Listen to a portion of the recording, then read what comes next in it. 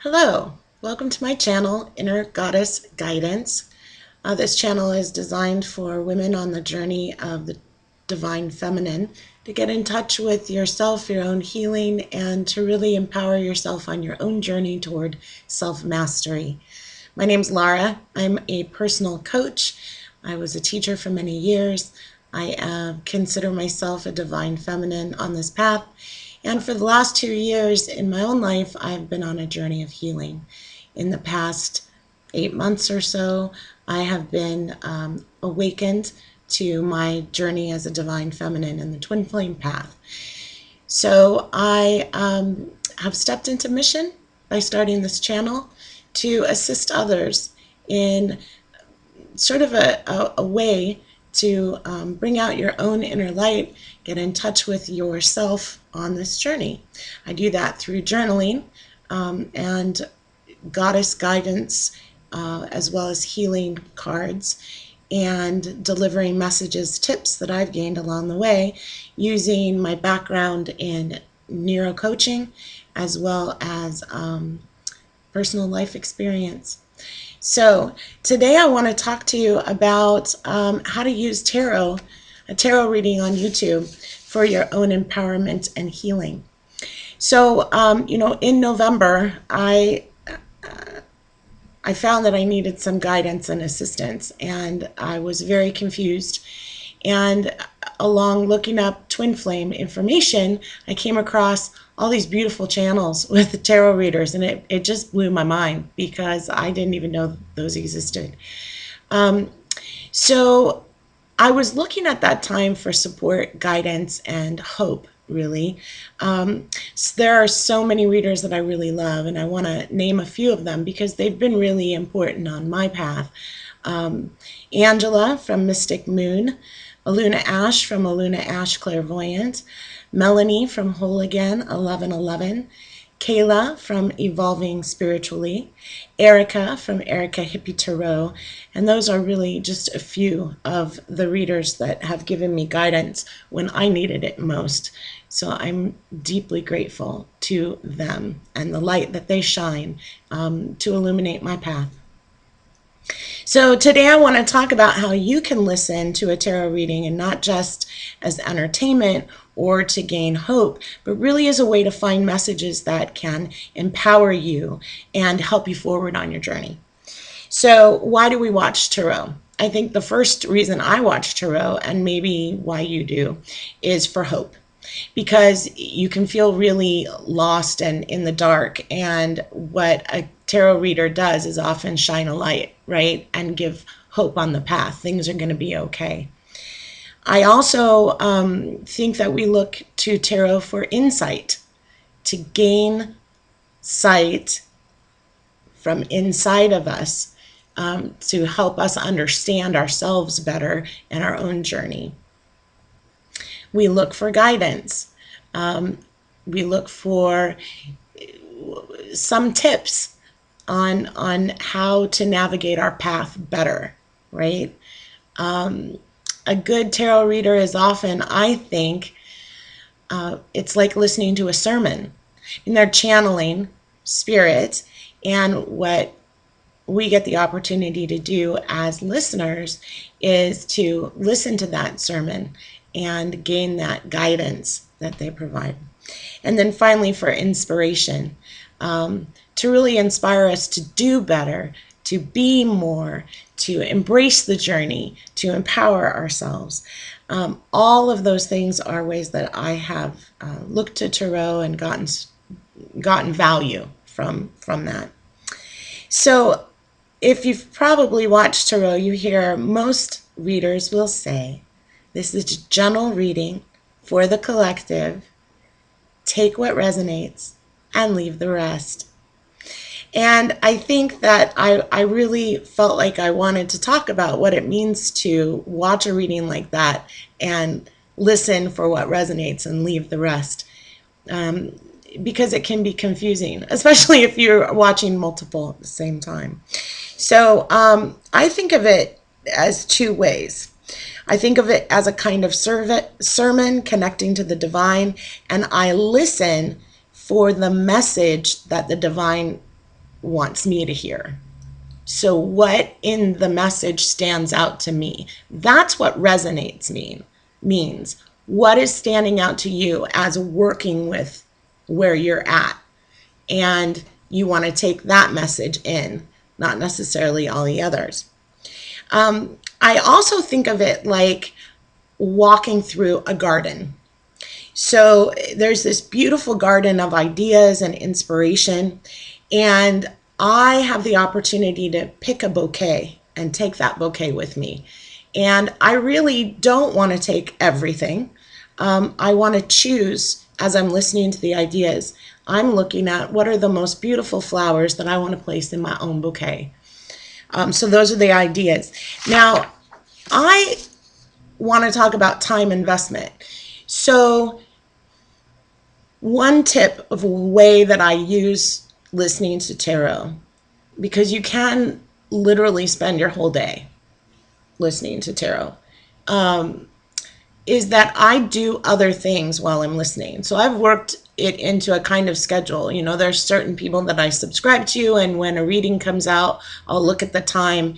If I have time right then because I'm getting ready for my day, for example, even in the shower, I have a little speaker and I can set it up and listen in the shower, or I can do that while I'm getting ready for my day.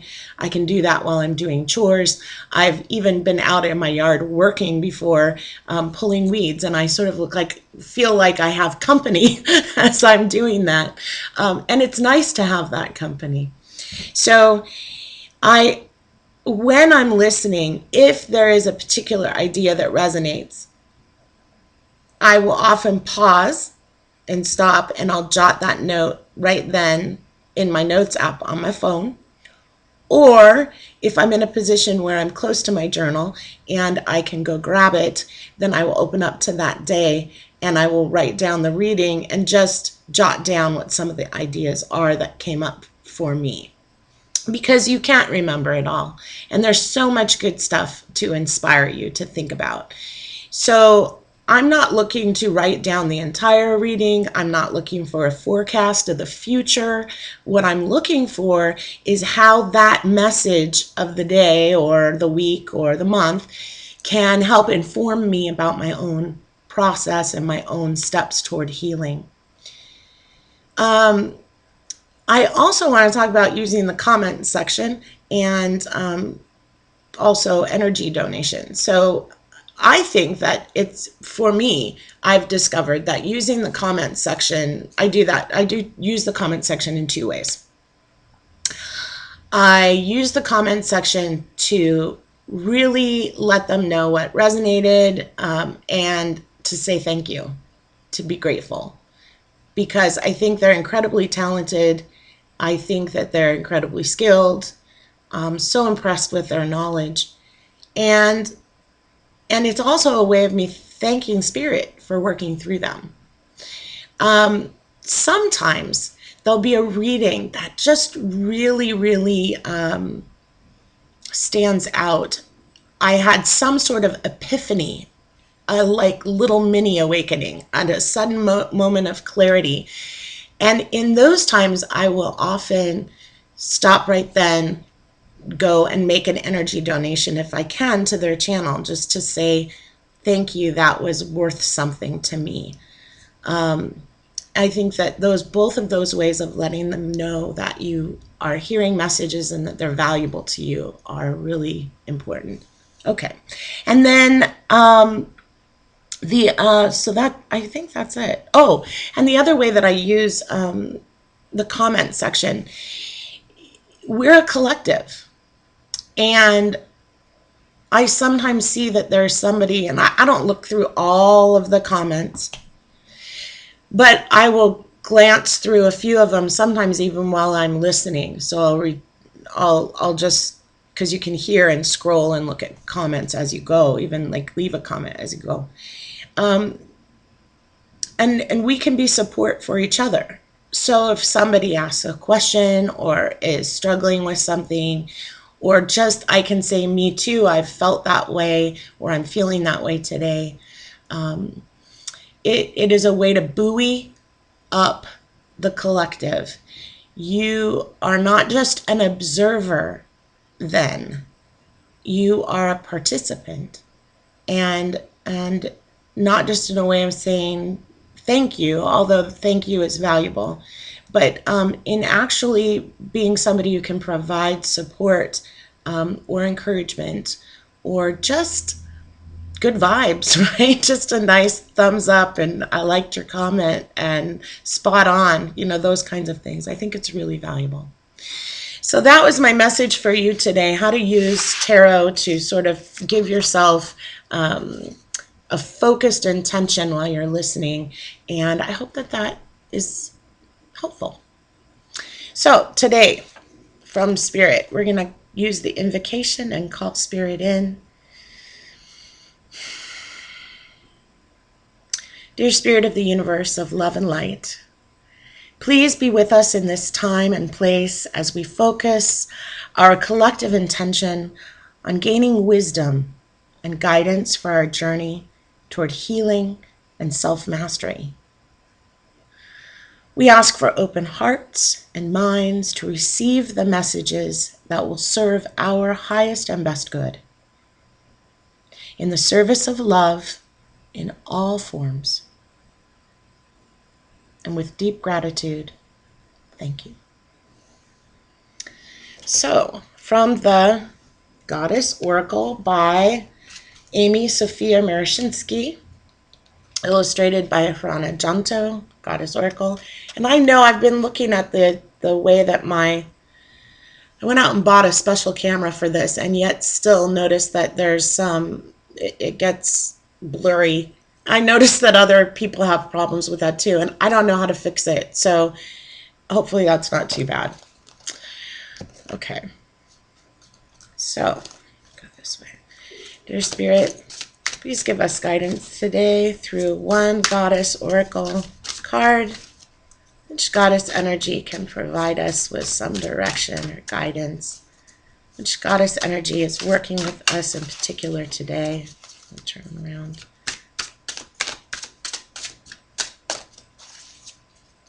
Just one card.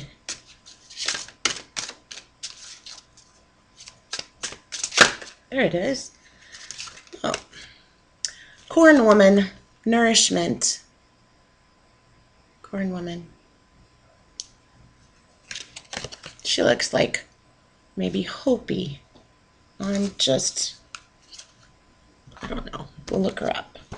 Corn Woman.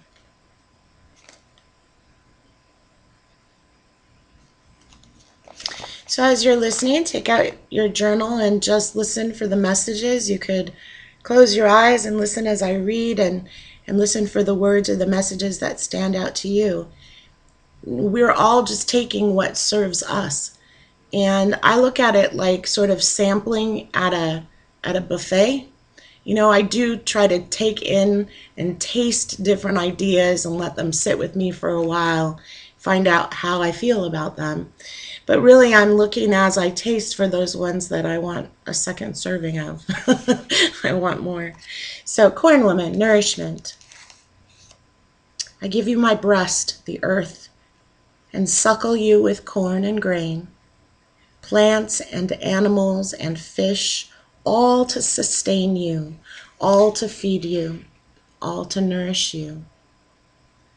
The great giveaway, my love for you, the food, so you will live, prosper, and grow from my breast, the earth, because I love you.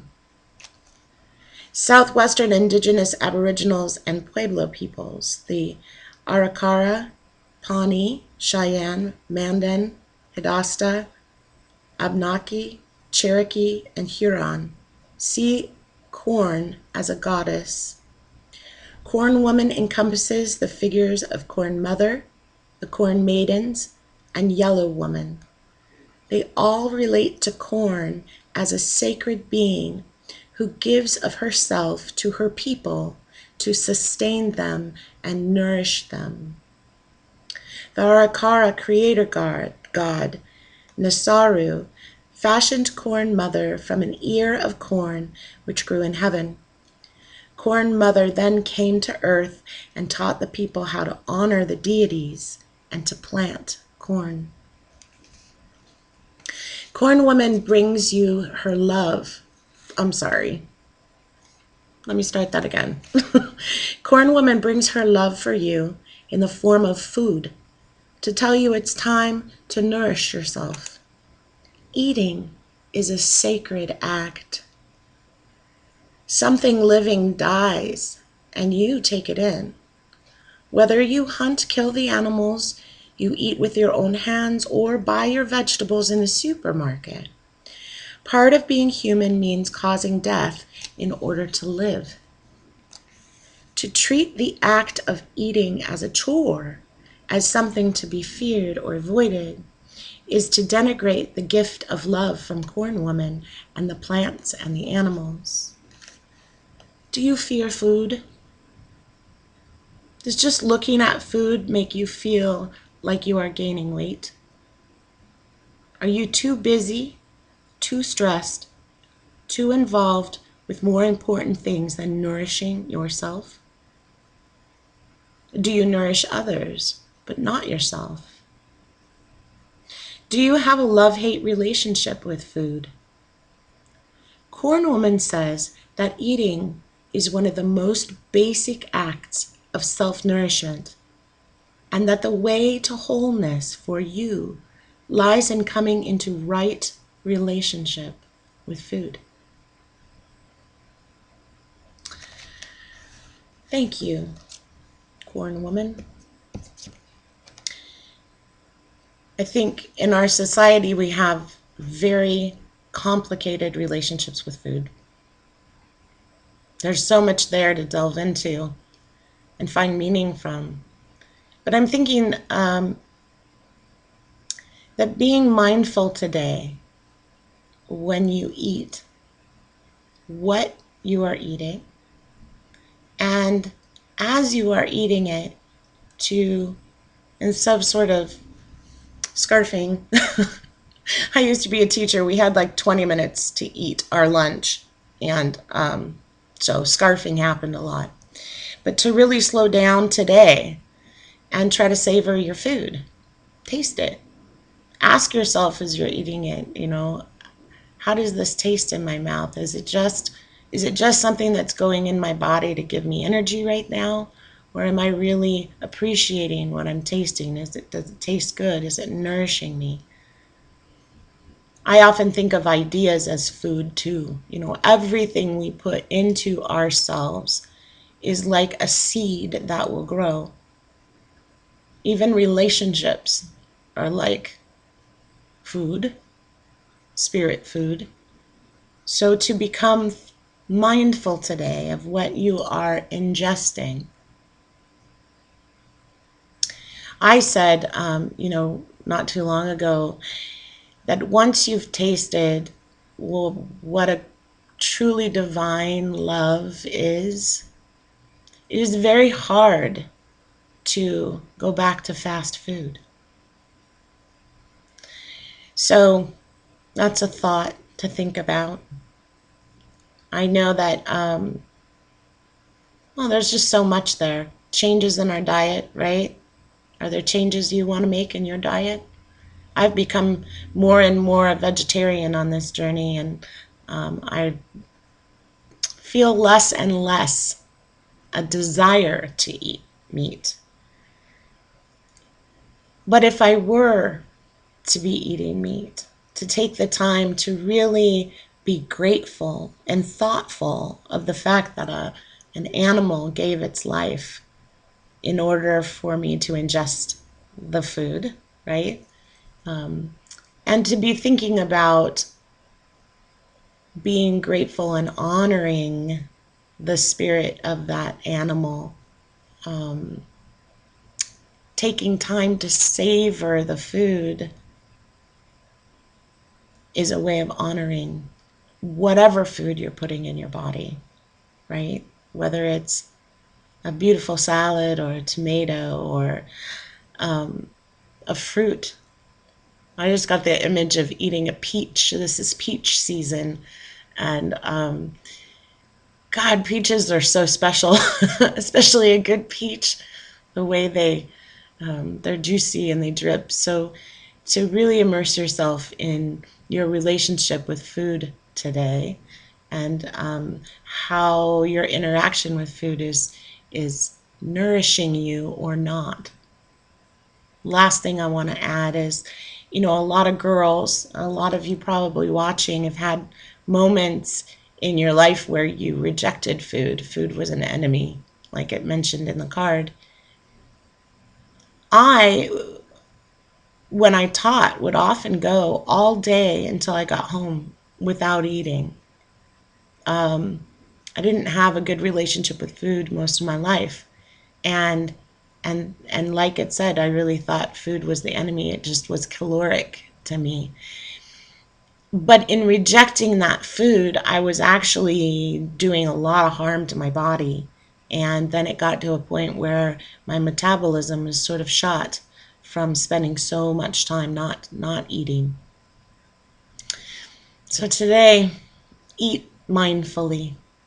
See how that works for you. Okay, so I want to pull today a healing card, and it's a new deck. Well, it's not a new deck to me. It's just a different deck than the one I've been using. This one's Healing Cards, Daily Practice for Maintaining Spiritual Balance, which I like, the idea of balance. So this is by Carolyn Miss.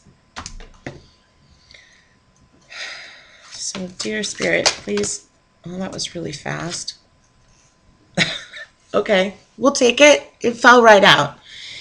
Illness begins in the stomach, and diet is the main remedy. That's ironic that that one passed. Thank you, Spirit. So, it says, be mindful today of how you nourish your body with healthful food. Feed your spirit with self-respect and self-love, allowing only positive thoughts and feelings to enter your being.